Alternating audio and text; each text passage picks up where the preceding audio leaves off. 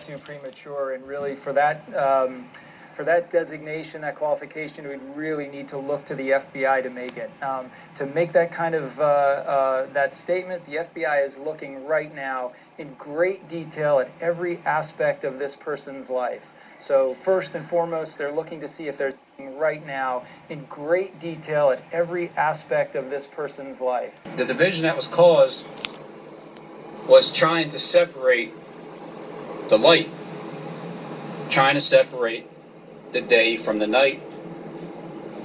So first and foremost, they're looking to see if there's any information in our holdings, in our intelligence holdings, about this person prior to the event. That's probably unlikely here because he's someone who was invited to come train with our military, so there probably was not pre-existing derogatory information about him, or he I agree. wouldn't have passed the security checks. They're looking at everyone he came with, everyone he interacted with. Well, it's nobody coming with, interacting with. There's plenty of people I've interacted with. But coming with, nobody. Just me. Here in Pensacola, they have gone back, no doubt, to the Saudi government and requested extensive background information about him and his family and his associates. So I'm sure they're looking at his, what we call facilities, his phone numbers, his email accounts that he may have used, social media accounts that he may have used, to figure out who is the... I'll tell you what. I had, whatever, but I used to have these two accounts.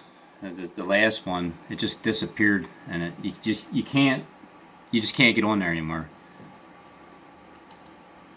This person, and why did he do what he did? And of course, the overarching concern here is he connected? Could he possibly be connected to other people who directed him in this activity, who supported the activity, or who may be planning it at other locations? Do you know, we were talking to Barbara. So, I have to understand this. I know I joke around a lot, but I forget that like the world has a serious part to them, but I just find humor in everything. For the most part, I know things are going to get serious, but I do tend to forget that there's times where not everybody knows. Not everybody thinks like me. I'm trying to dish out my understanding, and if you want to think that way, you can. If not, you don't have to. It's up to you. But you can. But everybody thinks their own way. It's just my thoughts are, from what I heard anyway, they're pretty far out there with my beliefs. I just feel like because it's true that everybody should know that it's true. If I know it's true, then I'm going to prove that it's true. That way everybody else can know that it's true. And then people could stop looking at me like I'm, how you look at a conspiracy theory, like the whether it's a low level or a high level or a mid grade level conspiracy theory, you always look like how they portray you in the world as a fool.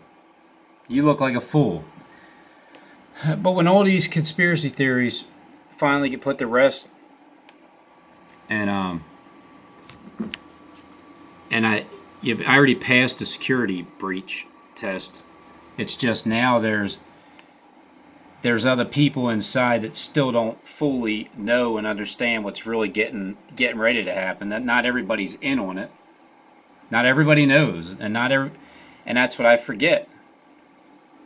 Even the people that are running the events, not everybody knows who works under them.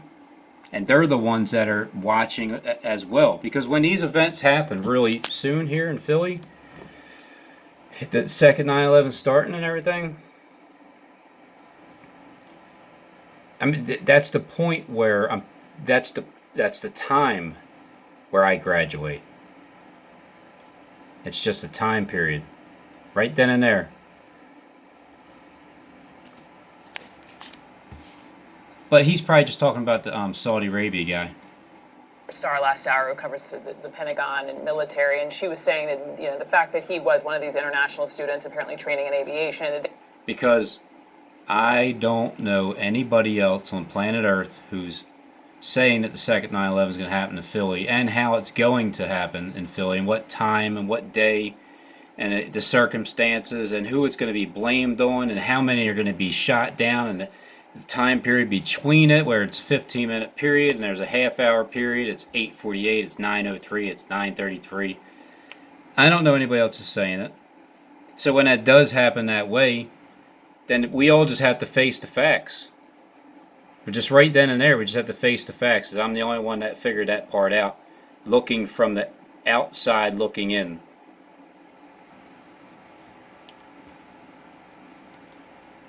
There is this ongoing, relationship with U.S. military bases and folks from overseas, and how this is a highly valued, relationship and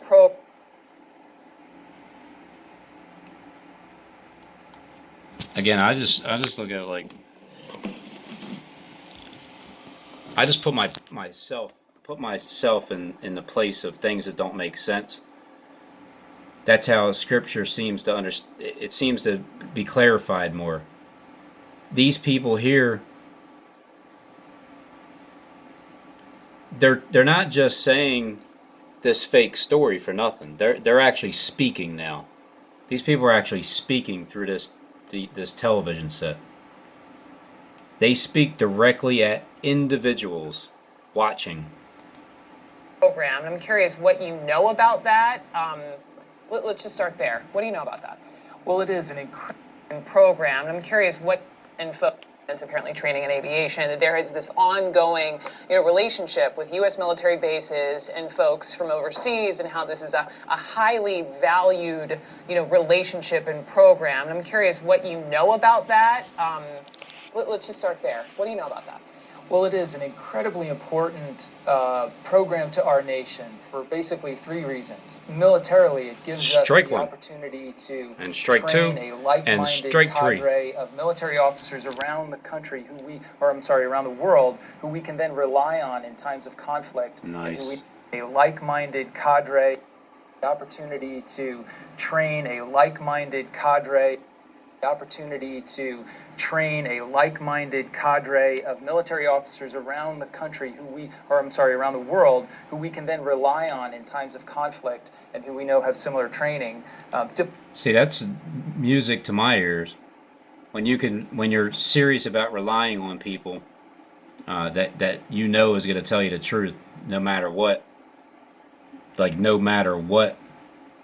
Diplomatically, it draws our nations closer together. So those countries like Saudi Arabia that are very important to us internationally, it builds a commonality there. And I should say, economically, this is. Forgive me, Andy. Let me interrupt you right now. Let's listen to the president. Come on, I wanted to hear about the economic part.